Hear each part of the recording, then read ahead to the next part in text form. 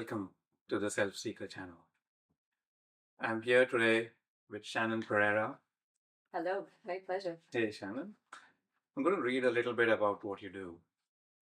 Shannon Pereira is a mushroom consciousness speaker, writer, and microdosing coach, dedicated to help like-hearted people heal, optimize, and evolve through the transformative power of medicinal and functional mushrooms and sacred plant medicines. A certified yoga teacher in Hatha, Yin, Tantra, and Kundalini Yoga, Ho'oponopono, EFT, meditation, breathwork, and more. Shannon brings a deeply embodied approach to transformation.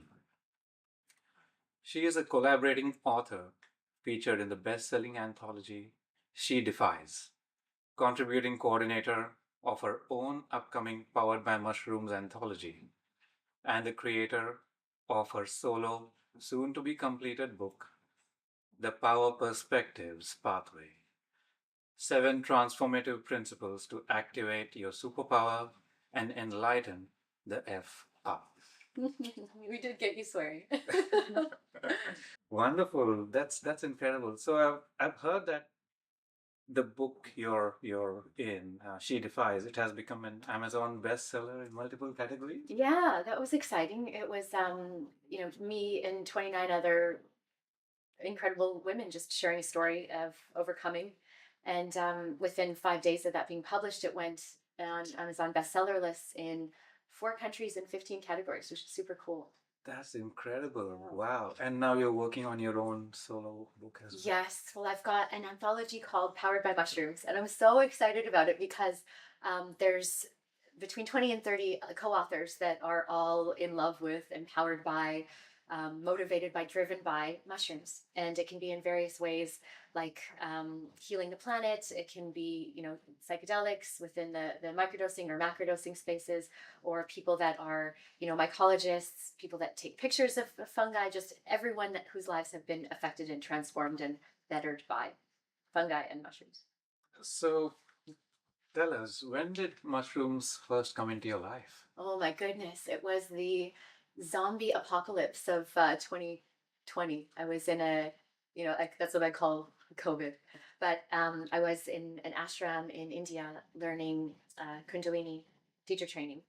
And we weren't watching TV, we weren't watching the internet. So just someone showed me this video of people fighting over toilet paper. And I was like, what is that? What is happening?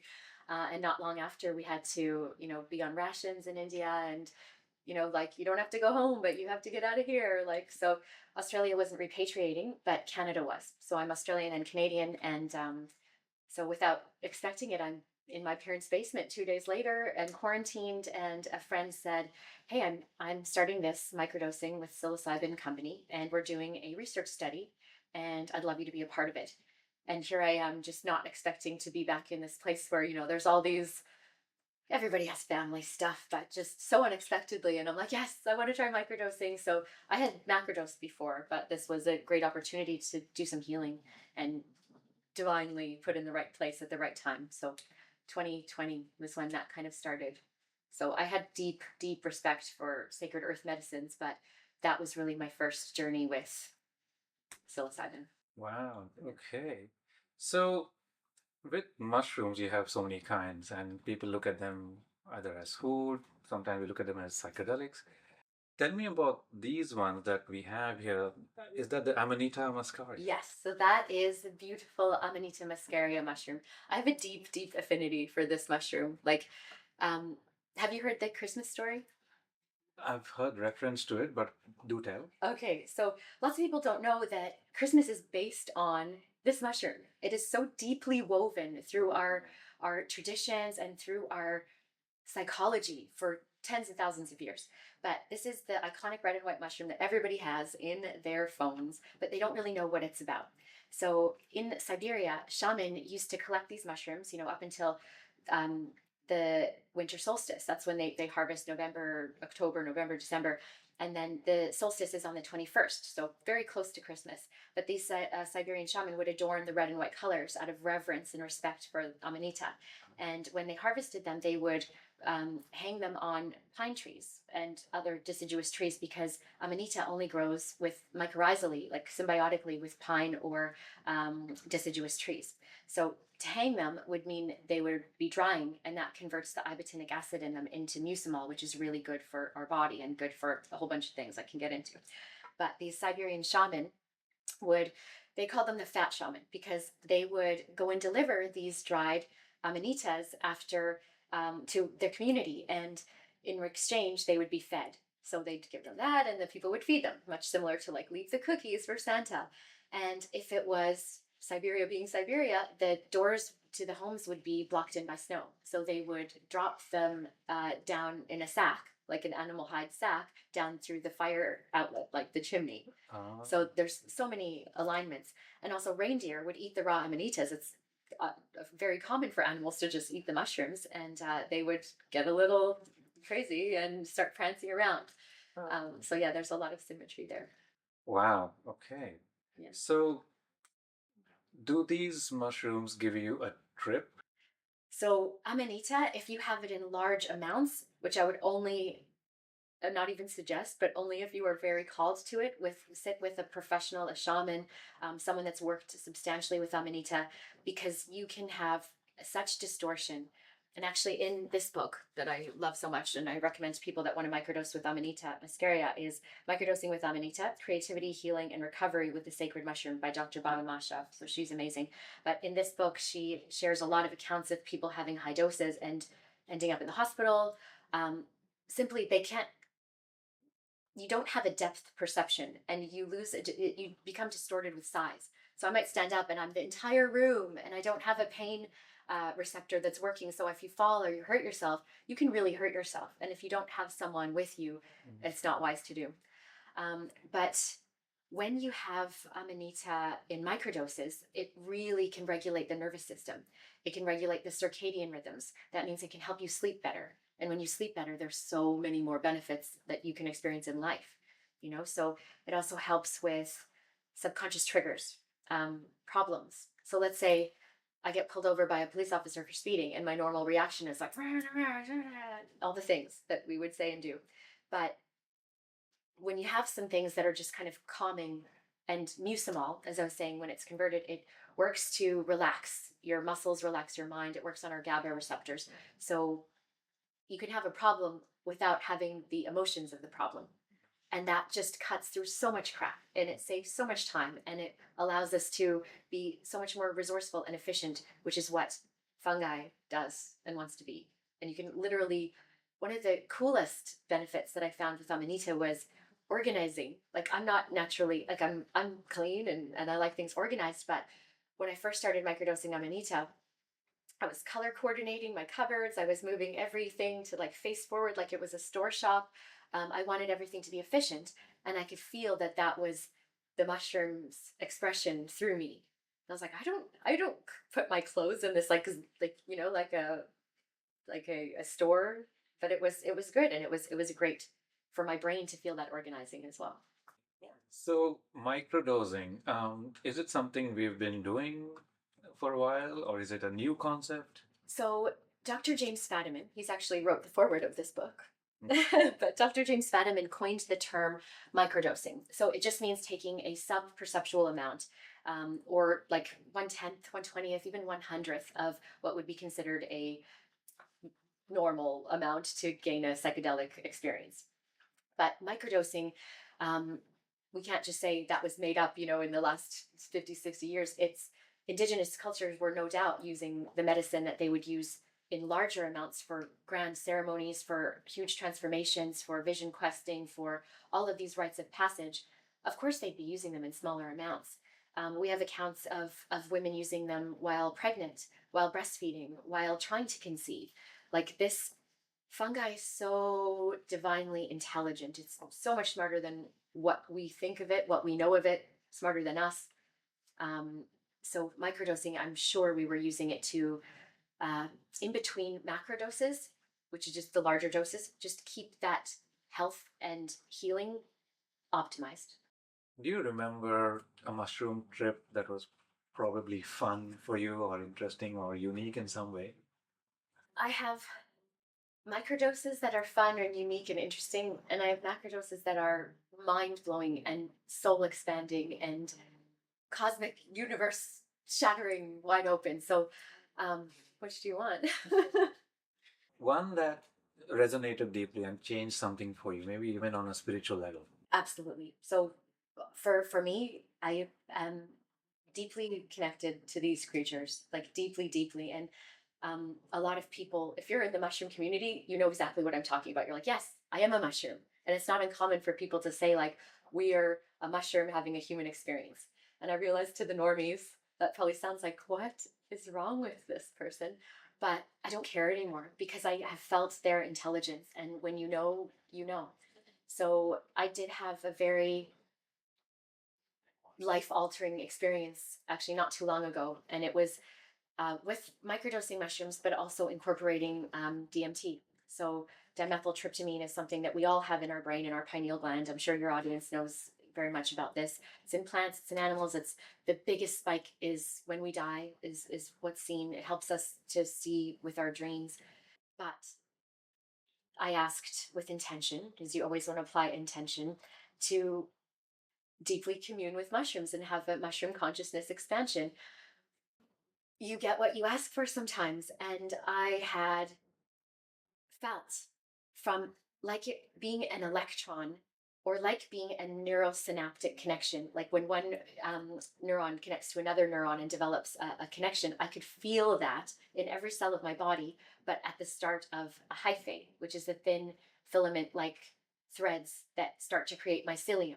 Mycelium is what starts to create, the bigger networks underground, and that's what creates the mushroom, and that's what creates sporulation, and that's spores are like the seeds to a tree, to a plant, but mushrooms will sporulate billions of these DNA packets, and it's their kind of orgasmic climax. And after it sporulates, and this isn't true for all mushrooms, they're so vastly different, but then it will start to deteriorate again and decay and go back to the earth, like it fulfills its purpose.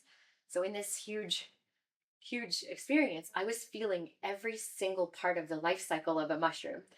And at each time, it was on this precipice, this cusp of pure ecstasy and also pain because you're transforming. I could feel, I can feel it as I'm talking about it. That electric like shock at the same time as when you're hovering on a cusp to transform into something new. I pictured a caterpillar losing who it was and becoming a pile of goo and then having to turn into wings of a butterfly. Like it can feel destructive, but it was also so enjoyable. And when I finally became the mushroom and sporulated, I had a full body, full soul, full mind orgasm. And it wasn't sexual. It was every cell of my body was on fire. And I know that experience through Kundalini activation, Kundalini awakening. I've had multiple of those, but I sat up and I was like, I'm a mushroom. And once you have some experience like that, you can't fit back into an old box anymore, and you wouldn't want to, and you just are an expanded version of that. And having felt all of the processes of the cycles of this life, I'm so much more in awe of them and so much more connected to them and so much more inspired by them. Beautiful. So you mentioned mushroom consciousness. I've never heard that before. Could you tell us a little bit about it? Yeah. Teal Swan is this spiritual speaker. Many people know of her, but she says if aliens or extra dimensionals were to come to the country, come to the planet and say, let me speak to the most intelligent beings that exist here. They're not going to the White House. No way. They're not going to any political leader. They would talk to the mushrooms. Mm-hmm. And when I say these creatures are so intelligent, I mean that in every possible way. They don't have light to underground to see, but they know where they're going with intention, with strategy. They're strategizing how to grow under the ground. For example, many people know this reference, but in Japan, the Tokyo railway system, they took a map of that railway system and they took a slime mold and they put slime mold chunks at major cities. and they allowed the mycelium to develop to create pathways over the existing train lines so that they could see the efficiency of the mycelium. Now, that outsmarted the engineers of the Tokyo railway system within like 48 hours, and it developed backup plans and fail safes just by existing, just by being hungry. They're always hungry, they always want to feed, but they find new pathways and so intelligently. And aside from just infrastructure, for example, when we had the bushfires, I don't know if you remember in 2019, really horrible bushfires here in Australia, like billions of creatures were displaced and billions of areas of land were destroyed. But they were so surprised that within a few weeks that life started growing again. It was, how is this possible? The fires were so hot. But underneath the ground, the mycelium that grew there was pyrophilus. That is a fire-loving fungus that is able to just extract the most amount of nutrients, even from fire-burnt, scorched earth, to help the nutrients that the soil needed to start growing things again. And it just blows my mind. Like, that means we would never have known that it was there unless some travesty like this absolute devastation happened, and it just knew to activate itself. I get goosebumps about it because it's just so smart and just inbuilt naturally. And within, there's probably 5 to 6, 7 cataclysmic events, and organisms that paired with fungus were more likely to survive. Most, like 90%, survived. But organisms that didn't pair with fungus, we only know about them through fossils. Like, we don't even know what we don't even know. Yeah. Wow. Yeah. That's incredible. I'm just wondering, what other uses have you come upon for mushrooms? What other ways can we Oh use my them? God, there's so many cool people doing so many cool things. Yeah. And I'm trying to get people, a few more people in my book. Like, there's this incredible woman, Nikki Agrawal, and she's the founder of Hero Diapers. And diapers are huge strains on the environment. They just don't degrade, and they just sit in landfills, and they're waste, and they harm the earth so much. But she's developed diapers that are made of fungus and deteriorate, and it's just brilliant. There's surfboards made with mycelium. They have myceliated bricks that you can make a house with. They're fire resistant, fire retardant. There's mushrooms for everything. Like, you can eat them, you can build with them. In hospitals in Asia, they're using turkey tail as a cancer preventative, as a cancer treatment. Reishi, we were talking about earlier, is a mushroom of immortality. Lion's mane. I have friends in the NHL. One of them is going to be in the book Powered by Mushrooms, multiple, actually, 2 of them are. But he had traumatic brain injury. That's this Dan Carcillo. And you don't know who you are if your brain is damaged and through multiple concussions. The NHL is Canadian National Hockey League, so multiple punches to the head.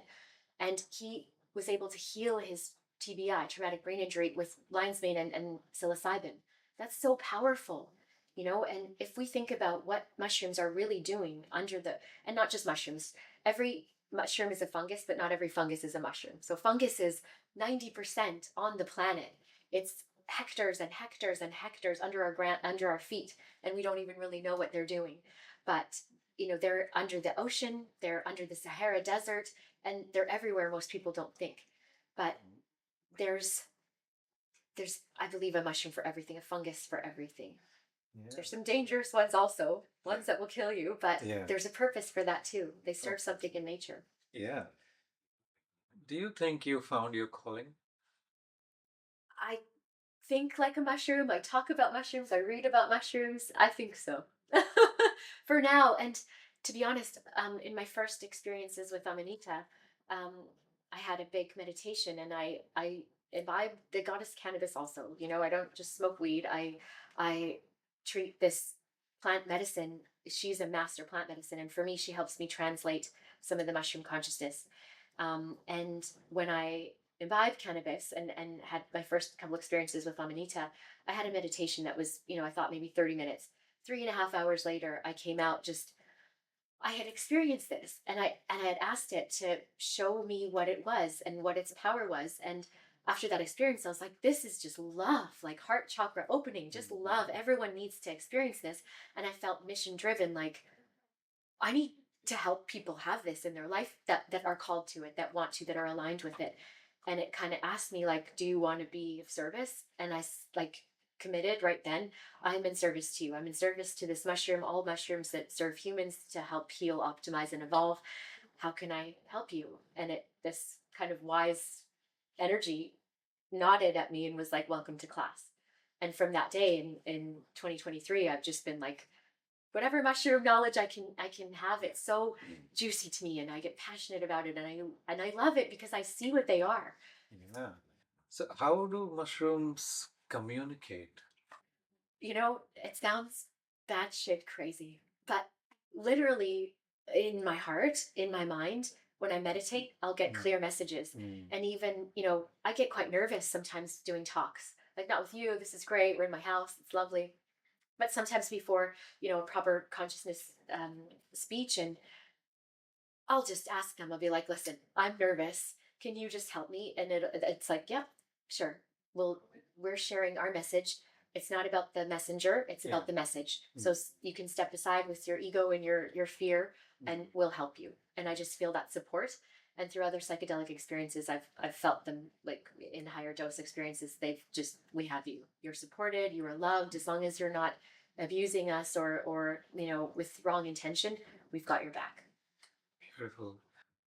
I'm curious about how mushrooms help women in particular, or what's the relationship there? Great question. I just had such a beautiful opportunity to interview an incredible woman. She speaks about mushroom consciousness, mushroom healing, indigenous elders, what they say. And she was actually, I interviewed her for the feminine takes in so much differently than the masculine. And we talked about pregnant women having psilocybin, breastfeeding women having psilocybin, and just microdoses or macrodoses. And she did a study, and I'm going to suggest people go and look at this, Mothers of the Mushrooms. And there's a research paper of these 411 women that had these experiences. The main thing is, and we like, oh, great, Western medicine, we've done this for 10 minutes. But this has been in indigenous cultures for thousands and thousands and thousands of years. And now science is just starting to have a look at it. And you can experience mushrooms differently based on where you are in your menstrual cycle, where you are in your grand age cycle, like becoming closer to perimenopause or menopause can affect you differently. And mushrooms can help. Psilocybin, Amanita, they can help with symptoms that are like depression, mood swings, the feminine being feminine. Yeah. And so I guess to answer your question, there's a lot of ways to have microdoses and macrodoses that can assist. And every body is different. So that's why kind of coaching comes in handy, because it's not like everyone just take this amount at this time and you'll be fine. It's a personal experience, and we all have different goals. Some people are trying to heal. Some people are on a real spiritual journey and they're trying to expand. And some people are just want to focus on their creative writing or at work or their sales job. And they know that the mushrooms can help them tap into their particular gifts and skills and passions. So, is that what you do as a coach when you help people? Yeah. So I was a life coach, transformation coach, whatever, all the things, all the different names I've given it over the years. Enlighten the fuck up coach. But coaching is always going to be a part of me. Just if I can learn something that's valuable to someone else, I'm called to share it. That's who I am. But with the help of now mushrooms, and I don't just mean psilocybin or amanita or pantherina, I mean functionals, lion's mane, turkey tail, reishi, chaga, maitake, all shiitake, all of them. These can help people so much. And to incorporate the two together, it's biohacking. It's just, we used to heal wholeness, not just, you have this depression. Okay, we'll take these pills, even though I've asked you about 2 questions and I'm recommending you a script for a really hard to get off SSRI, antidepressant, benzodiazepine. That's what we do now in society. But we should be looking at it from a whole. Ask, when was the last time you danced? What are you eating? What are you exercising? When was the last time you made love to your partner? When have you gone out in nature and hugged a tree? Like, it doesn't have to sound so hippie-ish, but it really is. We need to treat things as a whole. So coaching to me is really important, because I don't want to just know your symptoms and how, like, what's a Band-Aid? Like, what's your soul? And how do we help you reach where you want to be, where you are supposed to be? This one might be a difficult question. Brilliant. If there was a mushroom superhero, what would they be? And what would the superpower be? Oh my God, I love this question. Okay. So whenever somebody has asked me this, um, what would your superhero power be? I know it. And I think I would apply the same thing to the mushrooms. And it is to just be able to have, send, be, exude, and allow another to experience the most powerful love possible. Because if you were about to commit a crime, if you're about to cause another hurt, pain, anything less than compassion or love, then you felt this incredible love. You don't need anything else. You don't need to commit a crime. You don't need to do anything else. And you have an answer that your heart has known for aeons, and you're just remembering it, just putting back together what you already know. So if the mushroom superpower is, it's already a superpower of love and intelligence. And I trust these, like Amanita and psilocybin, I trust them with my life for two reasons. One is that I know they're so much more intelligent than us, and two is I know that they have our best interest at heart, and that's all I really kind of need to know. And I guess yeah, the superpower would be just endless, unconditional love. I'm guessing the costume would be red and white. Probably. Yeah, I was the Amanita for Halloween, and Oh, probably do it again. so is Amanita your favorite mushroom? Oh, it's, you can't pick favorites, but yeah. I think just like psilocybin, I feel, and I've heard it explained before as a connector to you personally, your ego and your the way you show up in the world and how your connections to yourself and others are. And with Amanita, I've heard and felt that explained as like your cosmic connection, your connection to, and you can feel both with both. And with Amanita, because it's not common to go on these big, huge psychedelic journeys, it's just through kind of a knowing. One of my favorite combinations and in microdosing is Amanita with psilocybin and lion's mane. And the three of these, I have an alchemist friend that is just like, Shan, when I have this, I feel my brain growing. I can do complex equations with my eyes closed.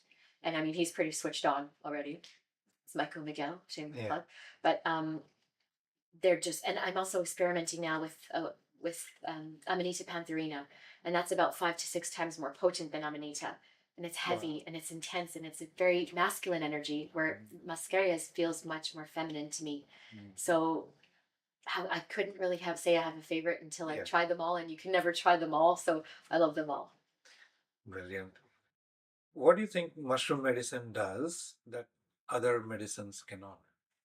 I think it comes back to what they do in nature. So, like I was saying, they take, you leave your strawberries on the counter for 2 weeks, not even less than that. Or you look at, a decomposing animal or decomposing food out in nature.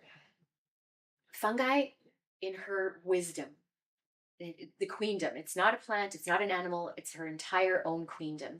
And it takes dead and decaying organic matter and transforms it, transmutes it, recycles it, rejuvenates it into nutrient dense soil so that the next incredible thing can grow. So that's taking what no longer serves and transforming it into something bigger and better. And that's what it's doing all day, every day, underneath our feet, all the time. So that's what it's doing in our bodies. When we have some of these, it's just, it wants to take what no longer serves. And sometimes that happens through inflection. Just you taking time. You take your coffee outside and feel the breeze on your face, feel the sun, and some thought that you didn't have before will cross your mind and you can be shifted. And there's subtle shifts and there's huge shifts. There's paradigm shifts. There's just like I don't need to be that way to myself anymore. I can think kinder to myself. I can think kinder to my brother, to my family, to my community. And they really do encourage you to have mindful consumption and surprising things when people are microdosing.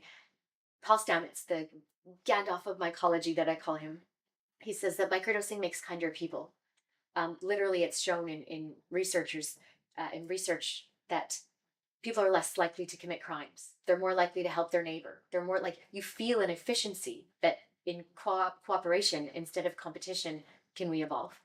And that's probably the magic of them that I love the most, is they create communities and people want to help each other. You're less inclined to me first. You understand that putting the other first is putting the self first, and putting self first is putting the other first when it's done through absolute love instead of me, what can I get? So it appears that they work on an emotional level as well as the physical level. Yeah, I mean, everything is vibration. And I'm, Yeah. one of the books I'm working on, the Power Perspective Pathway, these 7 principles, like attune to your vibrational resonance is one of the principles. And vibrational resonance trumps everything. You can fight and claw and swim upstream as long as you want, but if you are in alignment with what you want, you can manifest it faster. And mushrooms help you manifest. I 100% know this. And this is part of the coaching that when you can have this magical feeling that they help give you of knowing what it would be like to have that thing that you want, or that feeling of contentness. It doesn't just have to be, oh, I want this car, so I'm going to feel like what it's like to drive it and feel the breeze in my hair as I drive in the car, blah, blah, blah. It can just be happiness. It can just be peace. And when you go into feeling like that, things come. Things are attracted to you just naturally. That's vibrational resonance. You're resonating. You take a tuning fork and another tuning fork that you hit with that same uh, vibration will go off. That's what they help us do. Vibrationally align and resonate. Wow, beautiful. Sleep. Have you been researching or studying sleep? Yeah. And would you like to tell us a little bit about Yes. sleep and mushrooms? Actually, one of the companies that I work with, we collaborated with a company called Amanita Alchemy, and they make an incredible tincture for sleep. But in researching and helping create this collaboration, we had to learn a lot about sleep. And I've been a sleep coach before when I in another life, but Amanita works as a GABA A agonist on your GABA receptors, so that helps you to relax. And when you have a tincture or a decoction, it just means it's an extract, and it can either have water or alcohol or glycerin or combinations of those to preserve it. But if you have in this tincture, the potency is higher than just having, say, dry capsules. And when you have this before bed, maybe 30 minutes before bed, you'll start to get sleepier and relax. Mm-hmm. And dreams start to become really interesting because it does work to release subconscious traumas that no longer serve you, and can help reprogram subconscious traumas. And because you're doing it in your sleep, it's not necessarily hitting an easy button. You still have to do the work. It's not just taking magic pills. You still have to do the work, but you might have some funky dreams and be like, what was that when I wake up? But you're doing work in your sleep, and they really help with that. So Amanita muscaria really helps regulate the circadian rhythms and helps people fall asleep easier and regulate the nervous system. And with a regulated nervous system, sleep comes better. You're not fighting constantly going between parasympathetic and sympathetic nervous systems. You're just more regulated. And gosh, people are becoming so much more efficient and effective when they sleep better. Who would you be if you slept well every night? It has an effect on your mental health 100%. When you're not able to sleep well, or you have sleep issues. One of the gentlemen, I call him a wizard. He lived in the forest for a long time. He harvests amanita, but he creates the tinctures, and he's cured himself of 20 years of chronic insomnia. Like, that's huge. And the thing about pharmaceuticals, if you get a benzodiazepine for pain, for sleep, for whatever, yes, it'll be effective. It'll numb you enough to go to sleep, but it numbs your whole life also. It numbs your happiness. It numbs your joy. It numbs your desire to do things. Your drive gets squashed. But Amanita doesn't do that. It has no side effects like that, and it has no dependency issues. And the wonderful thing is, like, if you have a pharmaceutical, you're becoming a cash cow. You've got to keep on filling this script where some guy in a white jacket gets keeping on getting commission from you. But with this, you don't. Once you have healed a certain thing, you don't need to have it again. Like, he doesn't need to have it for sleep anymore, but you want to have it because of the creativity, of the heart-centeredness, you want to have it for other reasons, but there's no reason that you need to be dependent on it. And that's how real medicine should work. Heal, right. Not Band-Aid. Yeah, and not cause a dependency. Yeah, absolutely. That's not real. Then it's not medicine. Yeah. I find it interesting that mushrooms are referred to as drugs. What are your thoughts on that? But so really, if I am, the powers that be, and I want to keep people in control and keep them from asking questions and keep um, a power over them, then what would I do? I would make sure that they didn't have freedom of thought or freedom, or they didn't know that they didn't have freedom of thought. Inception there. But with mushrooms, they're available everywhere. They're in cow shit. They're in they are everywhere, and you can't patent it. You can grow psilocybin in a lab. You can't grow amanita. You can only forage for it with these mycorrhizal relationships with pine and deciduous trees. So they can't. That's why there's absolute like zero, almost zero clinical research done on amanita. It helps so much, and they can't patent it and make money off of it. That's why it's not so widely talked about. And with psilocybin, it's not being suppressed anymore. It can't be like there's attempts to be suppressed. It's a Schedule 1 drug, which is crazy because to have it be Schedule 1, it means it has to have two criteria. One is that it has to have high um, uh, potential for abuse and high potential for addiction, and does neither of those. If you have a high dose psilocybin experience, the next day the last thing you want to do is do another one of those. You're like, what was that? And you want to be an integration and you want to think and go deeply within. And like, I talked to God. I became all that is. I was one with everything. I saw my, my grandma that passed away, and I touched heaven. And it's, like, you don't want to abuse that. You feel like you've communed with the divine, it's sacred. And the last thing you want to do is abuse a gift, and you don't have that inclination. And with addiction, so we set up microdosing protocols with days off for a reason. You need to take the days off so that your body can have a baseline again, or else you have a decrease in effectivity. So if you take it too often, it doesn't have the same high benefits. You have to take days off to reset your system. So you cannot be addictive. Like they're so smart, you can't even abuse them. But the reason that these are called drugs is because they're smarter than pharmaceuticals, like designed to do the same thing, like SSRIs. Like there's evidence that selective serotonin reuptake inhibitors or antidepressants aren't effective.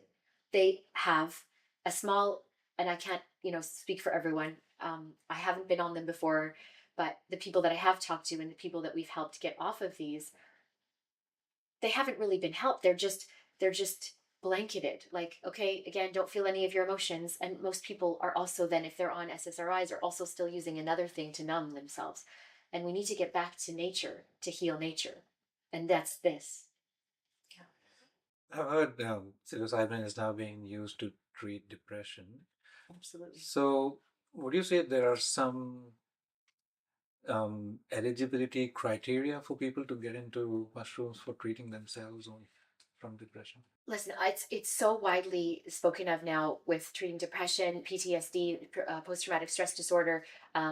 Probably one of the biggest recent things that was served. I'm not the hugest fan of the source anymore, but Oprah spoke to Michael Pollan, who is a phenomenal writer, journalist, and has a series on Netflix, and has the book How to Change Your Mind, and showing how veterans have overcome just debilitating depression. And so many people have overcome suicidal ideation using mushrooms. And it begs to ask, like, why is just taking something from the ground helping us in a way that doesn't just put a band-aid on it? It cures it and heals it for good. And so in psilocybin, it releases psilocin in the brain, and that closely mimics it's serotonin. It works on the 5-HT2A serotonin receptors in the brain. It's Mother Nature's antidepressant.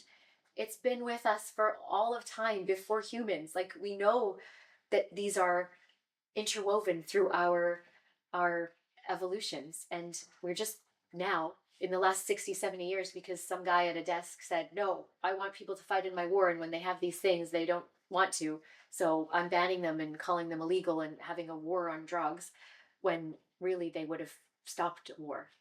Because people don't want to fight on this. Yeah, I'm just thinking if you were to give mushrooms to soldiers while they're about to go into battle, how many of them are actually likely to go to battle? There's a study they did with soldiers going into the Vietnam War, and they, I don't remember if it was the CIA or something. I have to find the correct terms here, but they gave them LSD.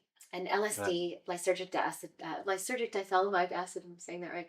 It's a derivative of ergot, is a fungus derivative. So Mm. it's a synthesized mushroom, synthesized fungus. And they were laughing and they were having fun, and the last thing they wanted to do was fight. That's why there's a war on drugs. That's why these are illegal. Wow. The Yeah. powers that be wouldn't have the power. Yeah.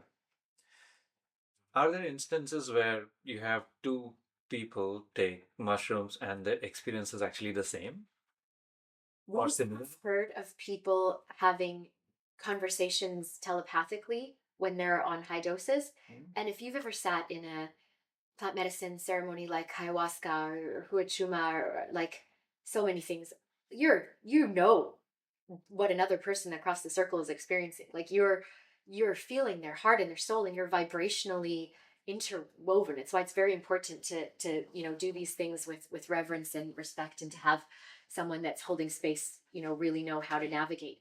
But absolutely, people can have the same experience, not exactly the same. There's always going to be your filters, but we find people have generally experiences with higher doses of, there's ebb and flow, and then as the default mode network quiets down, there's no more ego, there's ego dissolution. And that's a common experience, to have that kind of ego death, as well as what happens after you think you die. You feel reborn again, and also an interconnectedness to all things.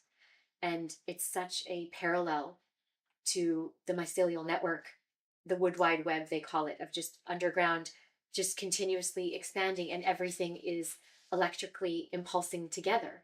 And we are no different than that. We have just lost touch with what we are truly. But how the mycelial network looks under the ground is very similar to how it looks in the brain, with neural synaptic connections. And that's what I experienced in that trip I was telling you about earlier. So I guess to answer your question, yes, people can have very similar experiences. Yeah. Wow. Have you got a story for us where someone's been able to turn their life around after using mushrooms? That's all I have. Like, but yes, yes. And um, so Powered by Mushrooms, the book that I'm working on, this is basically a story of people's powerful experiences. And every one of them has a story in there that's just so transformative and so inspiring for the next person. And that's what I want to share, because you might be so distressed and down and feeling like there's no coming out of something, and then they found you, in whatever way your higher self called them to you.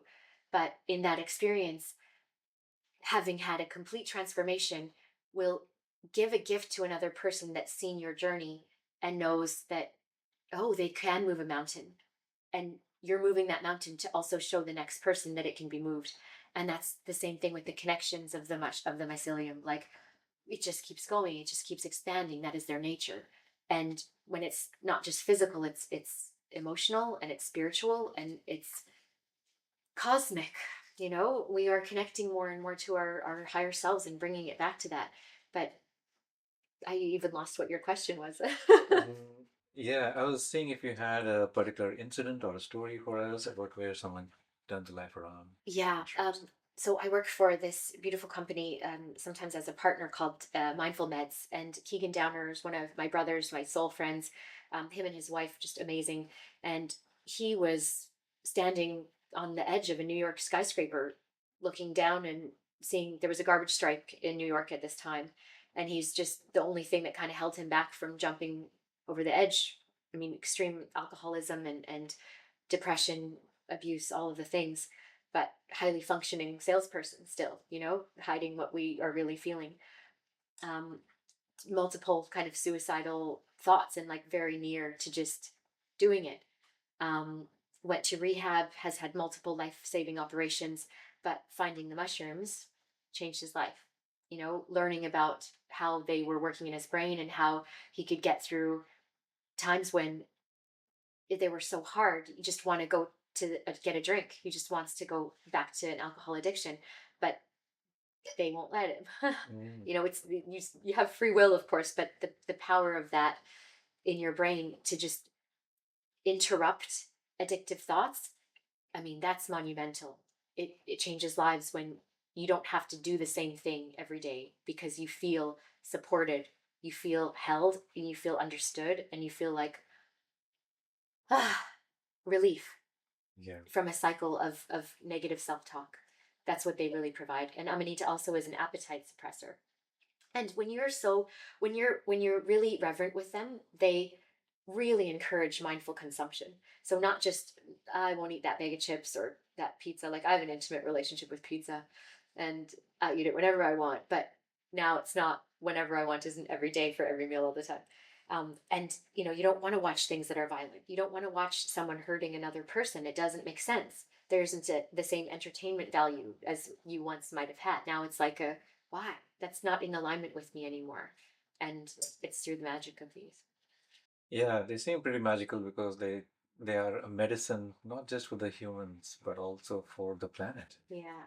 Oh my God, what they're doing for the planet. We don't even know. If we didn't have fungi within one generation, we wouldn't be able to decompose and we would be suffocated in our own waste that wasn't being decomposed and transmuted into, like I said, like something else that serves better soil.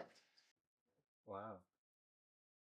What do you see as being the future of our relationship with mushrooms?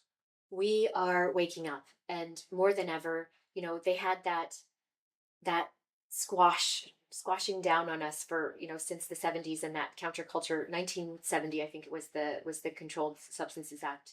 And now it's just they won't be suppressed anymore. They can't be. Too many people are finding happiness, finding themselves, finding their true power, their true potential, their true abilities. And it's with the help of these medicines, and not just mushrooms, not just fungus, but plant medicines, sacred earth medicines, herbs. We're getting back to using nature to heal us. And that's why did we ever stop that? And through our own exploration with this, we're reminded of who we really are and what we really came here to do. And it's only the future is friendly. The future with this is you can't shut me up. It's going to be more states in the US are becoming legalized with this. More centers are opening up. To have Oprah Winfrey talk about that my mom would be like, oh my God, what are you doing? You're talking about mushrooms and is this heroin? Like what is she doesn't even know what she just knows it's a drug and that's bad. Are you putting it in your arms? Like, no, mom. But now having it more mainstream is just really allowing people to explore without feeling a stigma of, oh, I'm doing something illegal. Oh, I'm doing something bad. No, you're not. It's your nature and you're having nature. With what's happening with psilocybin in Australia, which is amazing, do you think we should legalize mushrooms everywhere? Would that be the right way to go? They should never have been criminalized. I mean, they grow everywhere for a reason. We're supposed to have this availability to them, and we do. Um, it just goes to show how powerful propaganda can be when implemented with the best way for their outcome. So, um, I think with legalization, though, with great power comes great responsibility. People need to be educated about this because you can still abuse them. You can still take too much and be numbing yourself and be escaping. And I have been there also. I like to. My friend calls me a psychonaut. I like to explore my consciousness, and to some people that can seem like, but you're also here on Earth. You're also here to experience these difficulties and not just sit in your room and meditate and talk to the whatever things come about. You are still here to be an earthling. So education is key. And microdosing, we recently interviewed Jordan Gruber. He co-wrote a book with Dr. James Fadiman, the godfather of coining the term microdosing. And they talk a lot about going slow and low, and all of these symptoms like ADHD, ADD, menstrual symptoms, stress, anxiety, depression, skin things, anything that shows up physically that is actually a root cause in our mentality, our subconscious, our traumas that we don't treat, can be greatly improved by even small doses of microdosing psilocybin. You don't need to take a hero dose. You don't need to feel it, but you will feel it in other ways in your expressions, how you show up and what you're triggered by or what you're no longer triggered by. We need to do journaling. We need to just spend more time inflecting, like scroll here, don't scroll here, scroll here. Like, why am I having these thoughts? Why? And just keep asking why and what does that mean? And why am I being shown this? And why am I attracting what I'm attracting? And they really help us to ask these important questions to yourself. And the answers are always in you. They're not out there. I'm just wondering if mushrooms had a message to give to humanity, what would that be? I love you. Let us help you if you want. They don't force us, but there's a reason that we've co-evolved since the beginning of time with them. It's only really in these last, when was like 70 years, that there's been a disconnect.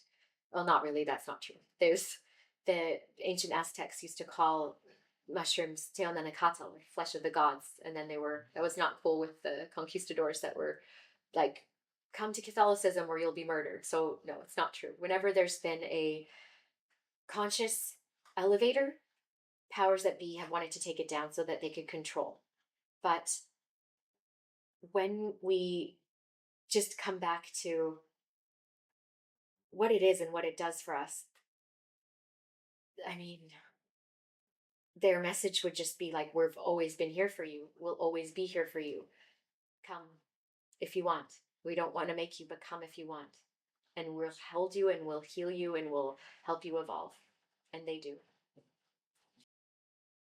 We have mushrooms growing in every country. Do you think they carry the essence of the land? Like, you have mushrooms here, we could go somewhere else, have the mushroom there. Hugely. It's going to be different. Absolutely. Absolutely. So most psilocybin mushrooms that the world has is cubensis, psilocybe cubensis, but there's like Mexican psilocybe mexicana. So we only know 2% of mushrooms, and scientists estimate that 98% of mushrooms are ones or fungus we don't even know that we don't even know, because we can't access those like deep underground in the Amazon or parts of there. It's under the Sahara, it's under the oceans, it's under, so but absolutely, energy is everything. So if there's energy in a certain place of the planet, especially where there's good intentions there, where there's people that really take care of the land, that is felt in every aspect. And these absorb everything. They take that with them.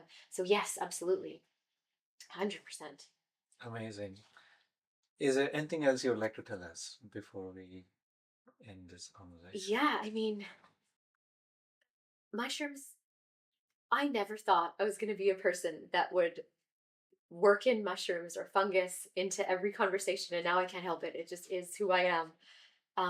But I have gotten healthier, I've gotten wealthier, I've gotten more loving, I've gotten more spiritually expansive just through being a humble servant of these. And if I meet someone and they express an illness or a sadness or something, and if I can help them with a certain kind of mushroom, I'm like, oh my God, this is where you could get, and you could try this and try this. But, never let anyone else's experience thwart your own. Have your own experience. Go slow, go low, ask them, because they want to help you. And when you have a first microdosing experience or macrodosing experience, intention is everything. And if you ask or you say, like, I lovingly want to commune with you, or imbibe, download some of your empowerment, some of your knowledge, some of your wisdom, they will. So I guess what I want to say is just my company thing, like Powered by Mushrooms, is about everybody winning. And that's what they do. If I am embarking on something where one person isn't winning, I don't want to do it. And with these, it's like the soil wins, the people win, the planet wins, everybody wins. And that's how we evolve. So mushrooms help everybody win. I just wanted to ask about integration after a trip. Why is that important, and Huge. what's it about? It's as important as the trip itself, as is planning for the trip. So, I mean, and this isn't just applicable for macrodosing, it's also applicable for microdosing. When you're starting off as well, people just want to pop a magic pill, but really it's a spiritual supplement. And if you align your intentions with it, they will listen and they will help you with it to the best of their ability, to the best of you allowing them, because they're not, taking over your brain. But integration is massive because you've just taken in, time is different when you're in a psychedelic experience, and you may take in information that might take you years to unravel. I've just unraveled something huge from ayahuasca one ayahuasca experience I had in 2019. It just, a download about it just came through to me the other day, like, oh, that's what that meant. And I know I only know like a quarter of that experience. And since then, I've had multiple more. And I know that they'll still be unraveling as time goes. And what a beautiful adventure. But with integration, take time to sit, like put this thing away, put the phones away, get it away from you. And like I said, scroll you. And it's important to ask questions. Why do I feel this way? What is showing up? Journal. And it's empowering, and so it's a valuable gift to look back at your journal and see where your headspace was, your heart space, your what you were experiencing. And years later, months later, even a week later, oh, I feel this way now. And integration is just that, taking what you've experienced and slowly digesting it, so that it feels like it's yours. And it's so much that you get. And it's a beautiful experience to putting your puzzle pieces back together. Wow. I'm so grateful for you So sharing your wisdom with us with magical mushrooms. they're all magical. Yes. So how can people get in touch with you? Awesome. So I have right now at Powered by Mushrooms Coaching on Instagram. And I'm also, my website is almost up, almost ready. It's at Powered by Mushrooms Coaching.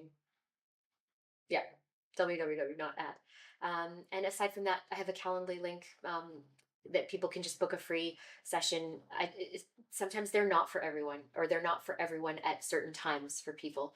So it's important to just, I want to connect with people, see where they're at, and can I help you? And if I can't, then I'll do my best to connect you with someone that can.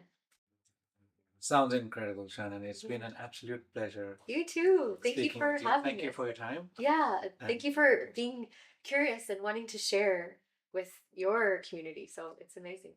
yeah, I'm just looking to bring awareness to the magic that we have that exists in the world around us. Yeah. And mushrooms are a big part of it. Thank you for your time today. Thank you so much.